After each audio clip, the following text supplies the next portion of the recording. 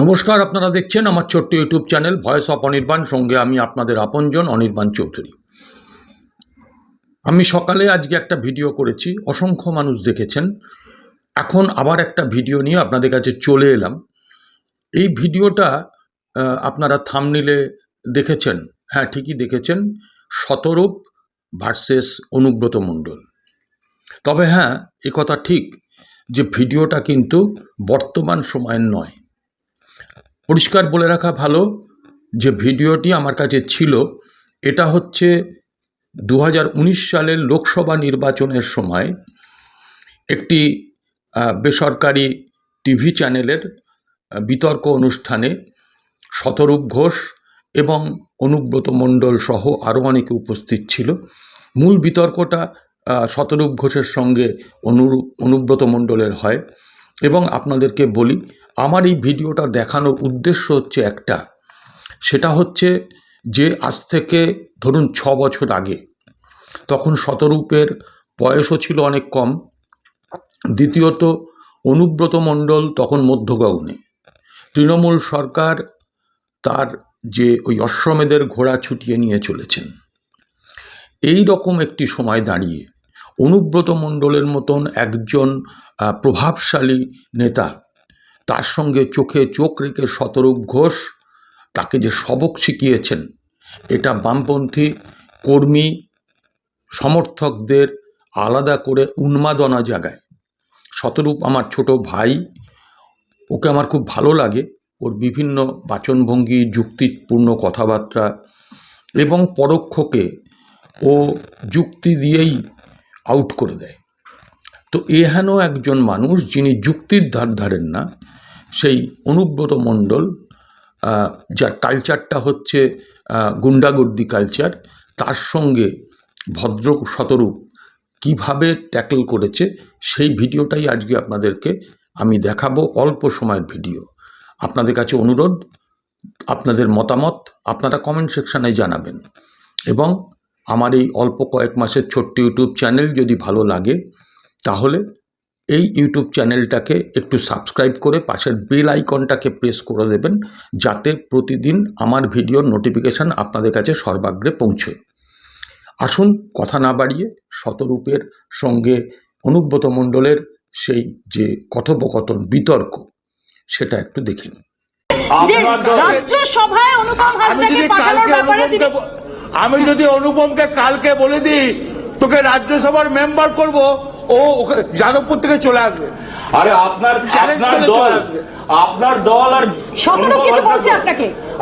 অনুব্রতবাবুর দল আর অনুপম বাবুর দল, দুটো দল তো মার্চ করে গেলেই পারে। এত লেনদেন, বন্দি বিনিময় চুক্তির মতো নেতা বিনিময় করার দরকারটা কি আছে? দেখো মৌপিয়াদি, আজকে একটা ভোট হয়েছে আমাদের দেশে, একটা সিরিয়াস পলিটিক্যাল, খানিকক্ষণ ধরে কমিক রিলিফ হলো, ভালো হয়েছে। আমি একটা অনুব্রত মণ্ডল বলেছেন যে বোলপুরে তোমাদের ক্যান্ডিডেট রামচন্দ্র ডোম, তিনি 15 দিন আগে নাকি ওয়াক ওভার দিয়ে দিয়েছেন। হ্যাঁ দেখো, সে তো উনি বলেছেন, ঠিক আছে, উনি যদি বলে একটু আনন্দ পান সে পেয়ে নিন। কিন্তু আমার কথাটা হচ্ছে, দেখো অনুব্রত বাবুকে নিয়ে উনি কি বললেন, দেখো I honestly don't take him seriously, আমার তাই নিয়ে বলার কিছু নেই। উনি এমন একজন বর্ণময় চরিত্র যিনি পুলিশের, ঠিক আছে আমি প্লিজ ইন্টারাপ্ট করো না, কথাটা বলতে দাও। উনি পুলিশের গাড়িতে বোম মারবেন বলেন, সঙ্গে পুলিশের বডিগার্ড রেখে। যেদিন এই পুলিশের বডিগার্ড থাকবে না, সেদিন দেখবো ওনার কাছে কটা বোম আছে আর জনগণের কাছে কি প্রতিরোধ রয়েছে। আমি ওইসবের মধ্যে যাচ্ছি না। আমি যে কথাটা সিরিয়াস তোমার কথা বলছি, ইলেকশন কমিশন এই ভদ্রলোককে নজরবন্দি করেছিল। ওনার ফোনে আপনি বলবেন একটা কথা, আপনি একটা 10টা কথা বলবেন, বলে নিন কথার মাঝখানে বলবেন না। না না, আপনি বলবেন, বলবেন, প্লিজ কথাটা শুনে নিন। আমি একটা কথা বলি, একটা না আপনি 100টা বলবেন, কিন্তু আমার বলাটা হয়ে যাক, তারপরে প্লিজ বলবেন। সবসময় এরকম বোম মারলে হয় না। দুজনের কাছে আসবো, আমি শতরূপ অনুব্রত বাবু দুজনের কাছে আসবো।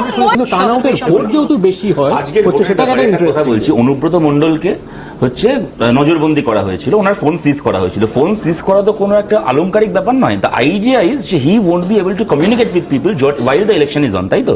তারপরে উনি বললেন, একটু দাঁড়ান প্লিজ, আমি ইন্টারাপ্ট করিনি আপনাকে। আপনারা জটিল অঙ্ক কিচ্ছু মানে বুঝতে পারেন, মাঝখানে বলিনি প্লিজ, এটা করবেন না।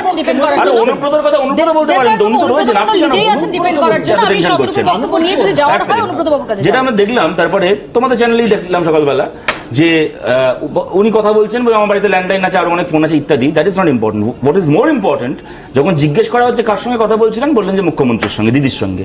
এবার তার মানে তুমি দেখো, ইলেকশন কমিশনের এই যে গাইডলাইনটা ভায়োলেট হলো, মমতা ব্যানার্জি হারসেলফ, আর honourable chief minister herself is a party to this violation. আমি জানতে চাই ইলেকশন কমিশনের কাছে একটা কথা বলো শতরূপ, যে শুধুমাত্র কি অনুব্রত মণ্ডল, ঠিক আছে অনুব্রত মণ্ডল প্রত্যেক ভোটের সময় বিরোধীদের কাছে ভিলেন থাকে, সে বিষয়ে কোনো সন্দেহ নেই, বাট পয়েন্ট ইজ আজকে সারা দিন ধরে প্রতিরোধের চেহারাটা বামেরা কোথায় দেখালো এই বোলপুরে, এই বীরভূমে, যেটা দীর্ঘদিন ধরে লাল ছিল। মৌপিয়াদি, আমি তোমাকে বারবার করে বলছি, তুমি এই কথাটা আমার মুখে বসানোর চেষ্টা করছো। আমি অনুব্রত বাবুকে নিয়ে ইন্টারেস্টেড নই, আমি ওনাকে অতটা গুরুত্বই দিই না।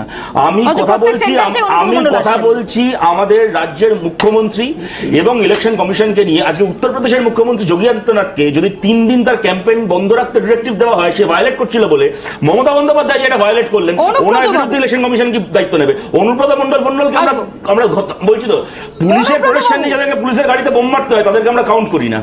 অনুব্রত বাবু,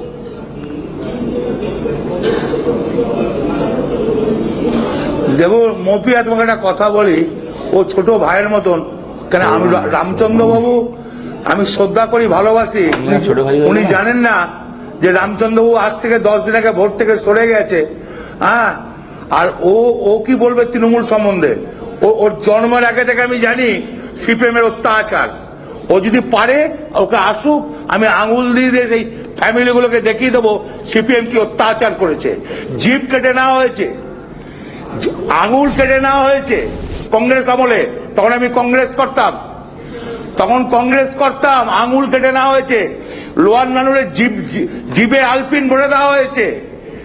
অত্যাচারও দেখে নাই, একদিনে 11টা মার্ডার করা হয়েছে। সবসদ্য বীরভূম জেলাতে 140টা মার্ডার হয়েছে। ও কি দেখেছে কি বাচ্চা ছেলে? ও কি জানে কি? আরে আমি দেখেছি যে আপনি পুলিশের প্রোটেকশন নিয়ে পুলিশকে বোম মারবেন বলেন। আপনি যখন বলেন যে পুলিশকে বোম মারবো, আপনার এইটা বলার জন্য পুলিশের প্রোটেকশন লাগে। আমি দেখেছি যে যতদিন পুলিশ ছিল না, বাংলার মানুষ আপনাকে চিনতো না। যবে থেকে আপনার পুলিশের ক্ষমতা হাতে পেয়েছে, তবে থেকে বাংলার মানুষ চিনেছে যে আমাদের রাজ্যে অনুব্রত মণ্ডল নামক একজন নেতা আছেন। উইদাউট পুলিশ আপনি কে?